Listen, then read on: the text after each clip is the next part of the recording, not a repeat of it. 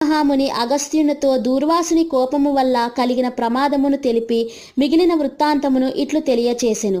ఆ విధముగా ముక్కోపి అయిన దూర్వాసుడు భూలోకము, భువర్లోకము, పాతాళలోకము, సత్యలోకములకు తిరిగి తిరిగి అన్ని లోకములలోనూ తనను రక్షించువారు లేకపోవుటచే వైకుంఠమందున్న మహావిష్ణువు కడకు వెళ్ళి, వాసుదేవ జగన్నాథ శరణాగత రక్షణ బిరుదాంకిత రక్షింపుము, నీ భక్తుడైన అంబరీషునకు కీడు చేయదలచిన నేను బ్రాహ్మణుడను కాను, ముక్కోపినై మహాపరాధము చేసి తిని.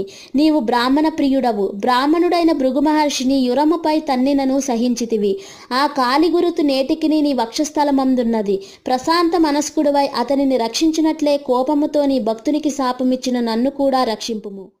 శ్రీహరి, నీ చక్రాయుధము నా ప్రాణములు తీయుటకు వచ్చుచున్నదని దూర్వాసుడు శ్రీమన్నారాయణుడిని పరిపరి విధముల ప్రార్థించెను. ఆ విధముగా దూర్వాసుడు అహంకారమును వదిలి తనను ప్రార్థించుట చూచి శ్రీహరి చిరునవ్వు